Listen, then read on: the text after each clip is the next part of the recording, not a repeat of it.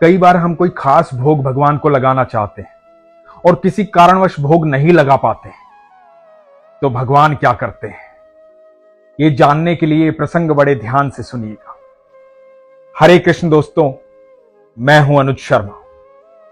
नोएडा उत्तर प्रदेश की रहने वाली निहारिका श्रीवास्तव। निहारिका जी बताती हैं, साल 2024 में जन्माष्टमी के दिन उनकी सोसाइटी में जन्माष्टमी बड़े धूमधाम से मनाई जाती है। तो सोसाइटी के मंदिर से ये बात सब जगह कहलवाई गई कि भगवान का 56 भोग लगाया जाएगा। जो जिस तरह का योगदान करना चाहता है, जिस तरह से इस जन्माष्टमी महोत्सव में सम्मिलित होना चाहता है, वो हो सकता है। तो निहारिका जी ने कहा कि मैं भी भगवान के लिए खीर बनाऊंगी। मेरी तरफ से भगवान को खीर का भोग लगाना, 56 भोग में से एक भोग मेरी तरफ से होगा। और निहारिका जी बताती हैं कि मैंने ये सोच लिया था कि मैं शाम को 4 बजे खीर तैयार करूंगी, 7 बजे भोग लगाना है, 7 बजे नीचे मंदिर में जाकर के खीर का भोग दे आऊंगी और भगवान को भोग लगेगा। लेकिन निहारिका जी बताती हैं कि अचानक से 2 बजे के आसपास उनकी तबीयत खराब हो गई। सर में बहुत जोर से दर्द हुआ, असहनीय दर्द था। अचानक से बुखार हो गया, तबीयत गड़बड़ा गई। इतनी भी स्थिति नहीं रही कि वो खड़ी हो पाए, ढंग से चल पाए या रसोई में जाकर के भोग बना पाए। आंखों से अश्रु बहने लगे। अचानक से स्वास्थ्य खराब हो गया था। निहारिका जी बताती है, मैंने भगवान से क्षमा मांगी। ठाकुर जी से कहा कि ठाकुर जी, पता नहीं अचानक से क्या हो गया है, मैं आज आपका भोग तैयार नहीं कर पाऊंगी। मैं चाहती थी आपको खीर का भोग लगाना, लेकिन यह संभव नहीं हो पाएगा, इसलिए मुझे क्षमा करना। रोती हुई अपने बिस्तर में लेटी हुई अचानक से सो गई, गहरी निंद्रा आ गई।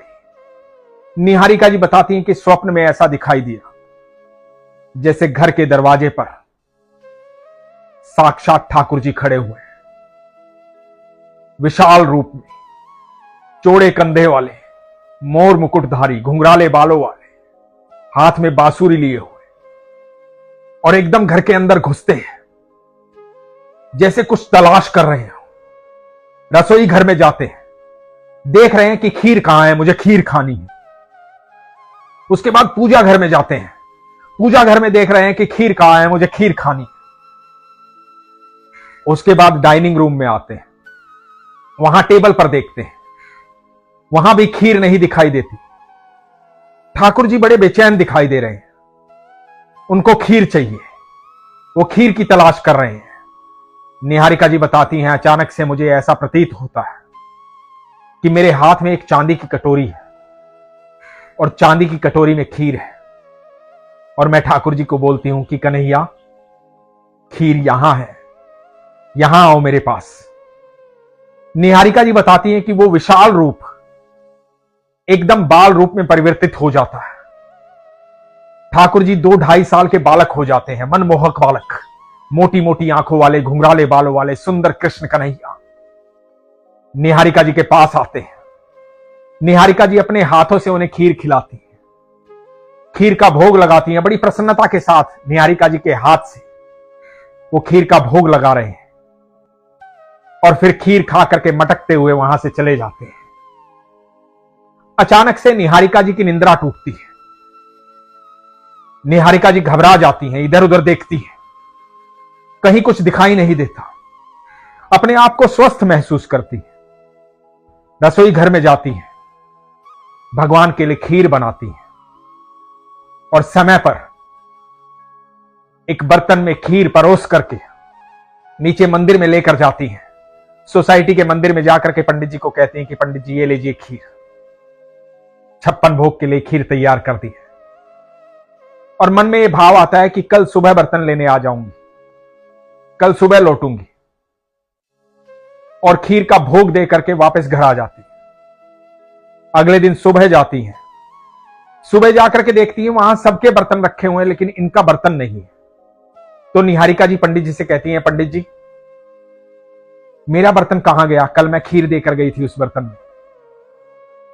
तो पंडित जी कहते हैं कि वो तो खीर भरा बर्तन कोई आकर के ले गया, उसने कहा कि मेरा है।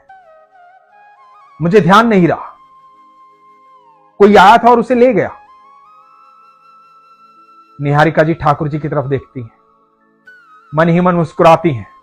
मन में भाव प्रकट होता है कि मेरे ठाकुर जी स्वयं भोग लगाने आए थे, इसलिए बर्तन समेत खीर ले गए।